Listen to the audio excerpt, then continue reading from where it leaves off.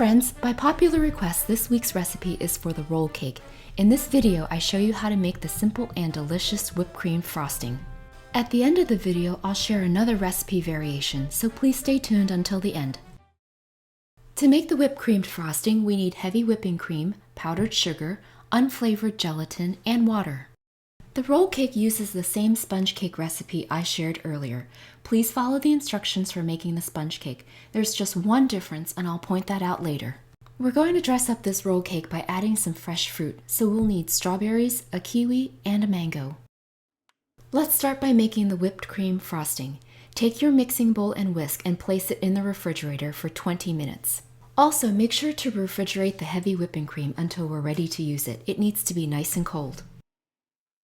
Sprinkle the gelatin over water and let it stand for 1 minute. Now mix it together, combining any dry gelatin powder. Microwave on high for 30 seconds. Remove from the microwave, give it a quick stir, and allow it to cool in cold water while we continue with the next steps. Now that everything is nice and cold, let's make the frosting. Add the heavy whipping cream. Mix the cream over medium speed until soft peaks form. This takes approximately 4 to 5 minutes. Add the powdered sugar and mix on the same speed for 1 minute. You'll notice the cream starting to stiffen at this point.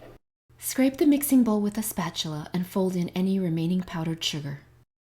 We can add the gelatin now. Please note it is still in liquid form and is cool to the touch. If your gelatin mixture has congealed into a solid form or is still hot, do not add to the whipped cream.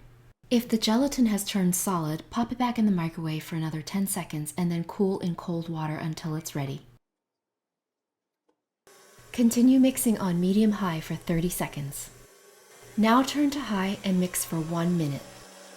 Transfer the frosting into a large bowl and store in the refrigerator until we're ready to use it.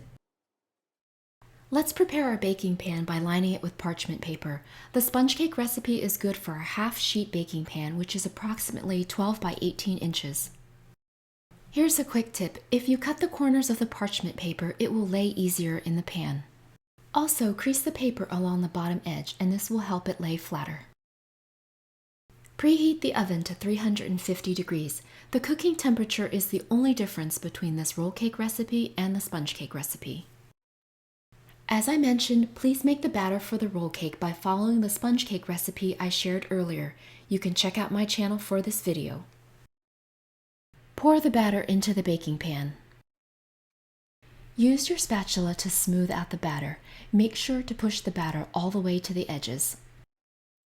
Use an offset spatula to smooth the cake further.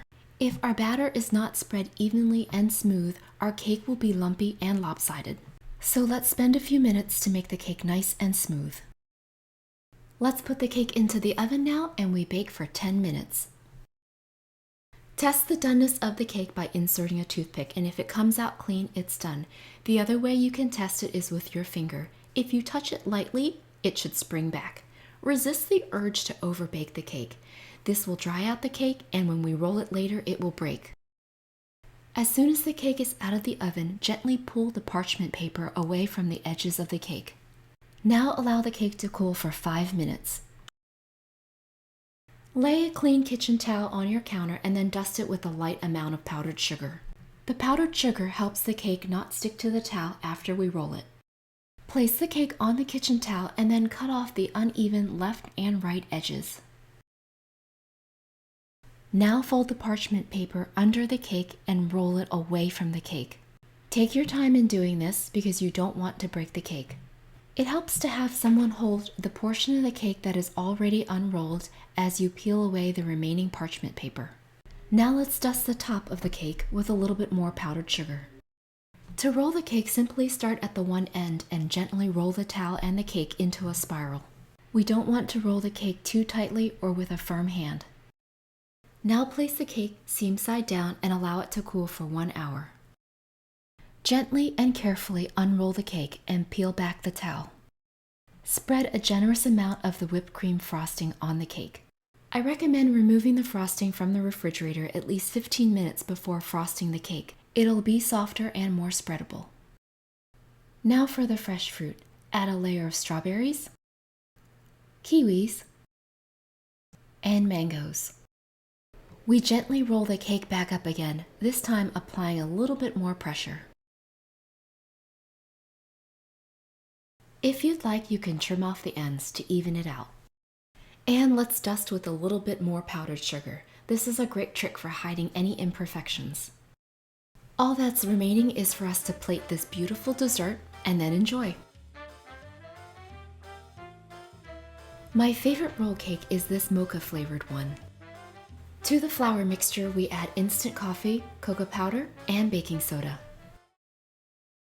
Hey friends, if you're looking for dishes to make for the upcoming Lunar New Year, check out the collab playlist brought to you by my fellow YouTubers and Viet food lovers.